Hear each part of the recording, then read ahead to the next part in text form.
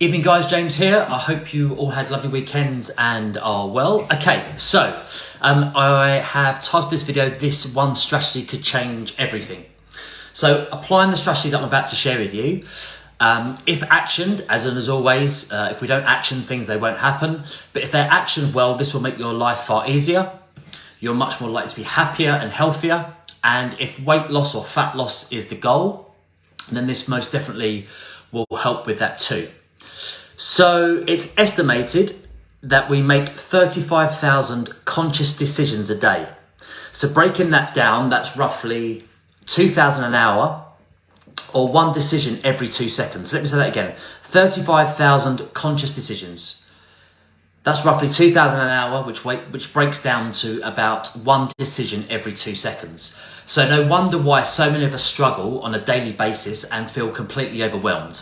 So from the second that you wake up, and in most circumstances, there's hundreds of choices and thoughts running through your mind.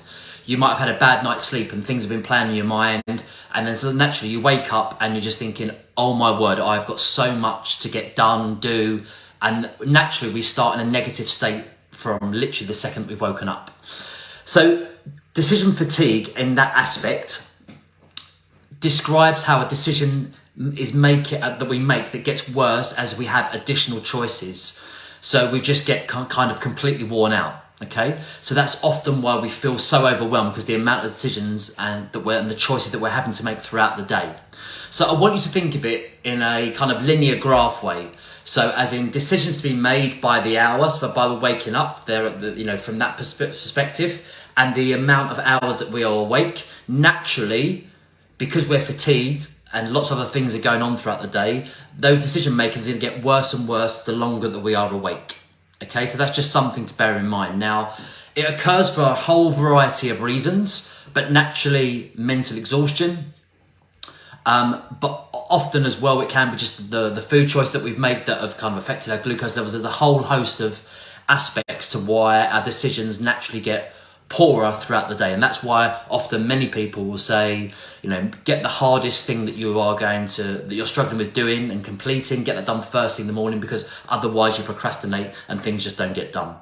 So that could be things like, and I want you to think about this for your own purpose, because each person is obviously very different. Things about when you're waking up, it'll be kind of things like, what should I wear? What am I going to have for breakfast?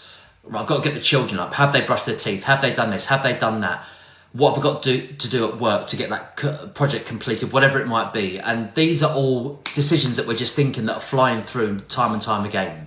So we are literally making thousands of decisions by the hours, by each hour.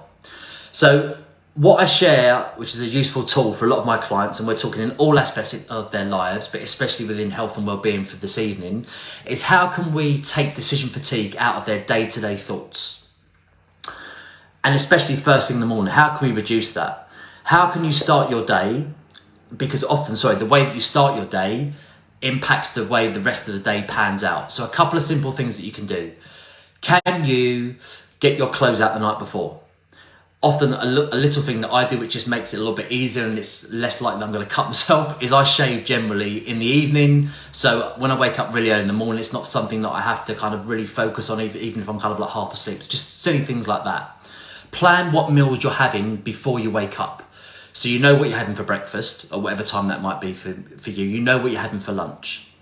So let me kind of give you a scenario just to kind of try to picture this, because this is one of the most common things that a lot of clients share with me. You've had a really challenging long day at work or at home where you've had lots of stresses going on, and it might be a case that you've been at work or you've been at home and you've not maybe eaten lunch. So naturally you're irritable, you're tired, your patience is waning thin, you might have more challenges as in arguments with your partner, the kids might be playing up, there's a whole host of things going on. If you haven't planned what you're going to be having for dinner, it's far easier just to kind of look in the fridge. There's a lack of inspiration. You can't think logically because you're really hungry about what you want to eat. And most of the time you'll end up going to the frozen food at home by in the freezer, making some really poor choices, or maybe even getting a takeaway. Now, of course, every now and then that's not going to be a big issue, but many people are living their lives like this, and if not every single day, several times a week. So decision fatigue impairs self-control as the day progresses, as I've kind of alluded to. So you're much more likely to make rash decisions if you're hungry. And you're much more likely to go to those really calorie-dense, poor choices. And then that's where potentially you're kind of going to feel guilty and frustrated, and that whole perpetual cycle works. But by creating more consciousness, you're going to feel healthier, you're going to feel better, and you're going to save money too. So especially if you've been used to kind of having takeaways 3 or 4 times a week, if you're doing the method that I'm trying to share with you now, it's going to make yourself a hell of a lot easier. You're going to feel healthier, you're going to feel better, and you're going to save money as well, okay? And the fact that you're less likely to feel that guilt and frustration. And obviously when you're having regular frozen food or regular takeaways, that is going to impact your immune system, and obviously your health as a fundamental factor. So I'm just going to give you a couple of things that you can do to try to reduce that decision fatigue. So I'm just going to give you 3 simple ways to kind of implement that. Plan your meals, as I alluded to. Now, I'm not talking about weeks in advance, but having a good staple choice of foods choices. So when I'm working with my clients, we're breaking down, especially a lot of them are busy parents, they've got hours we spend in the kitchen. We break it down into what are nutrient-dense meals that they can do within 10, 15, 20 minutes for the whole family. That way it's not an arduous task that I'm asking them to spend hours when they haven't either got the inclination or the time. So break that down really simply, but that comes from having a staple amount of food in the house that you know that you're going to enjoy, but doesn't take hours to prepare. Having regular routines, for example, like your workouts, whatever that might be, is going to help immensely. Again, as I always say, and you would have heard me say this numerous times, writing things down, having them structured, having them on the wall so the whole family can see, so that you're consciously aware what are your almost non-negotiables, okay? So in the essence of, if you train 3 days a week, you train Monday, Wednesday, Friday, whether that's at home or a gym, you're writing that down. Now, obviously, as many of our followers are parents, we all get thrown curveballs. You might have to go and pick up your child from school. They might have something that's been completely unplanned. So, of course, certain things aren't going to flow as much as you would like them to compared to a single person that's only got to look after themselves.